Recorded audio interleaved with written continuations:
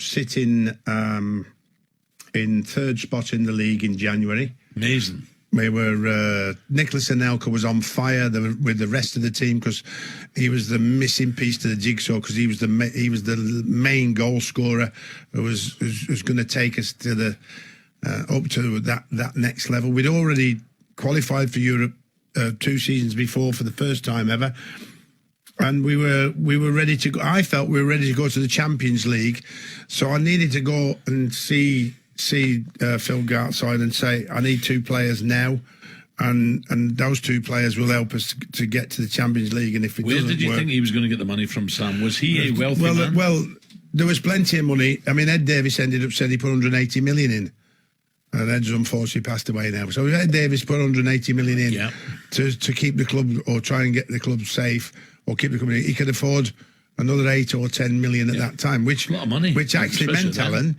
it was going to come back the year after, because we were way above budget.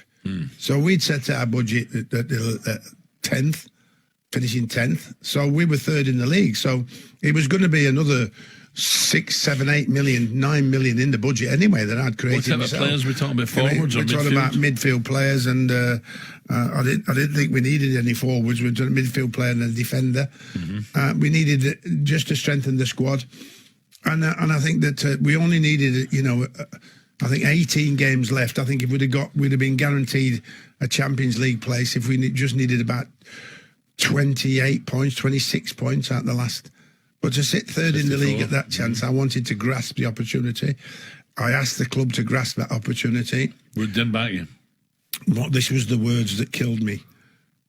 Right, this was the words that killed me. All the Wanderers fans sitting out there, because I got a bit of stick when I left. We don't want to finish in the Champions League. No. No. Those were the words, and I wrote out my resignation. My wife and my agent said, this is far too hasty, take some time. And I said, I can't take any time over this, it's got to happen now. So I wrote my resignation and handwritten and gave it in. And rather than leave such a high note at that particular time, we both decided through a lot of negotiation that we would see it through to the end of the season, and then we would part company. But it got leaked out just before the end of the season, so I had to leave. And Sammy took over, and they finished in the Europa League again anyway. And off I went on my travels from there on. But it was heartbreaking for me. But that was the real and that was the true story of why it happened. If we've got nothing to aim for and no ambition to go for and no goal, when the owners turn around and say we don't want to finish in the Champions League, where do you go?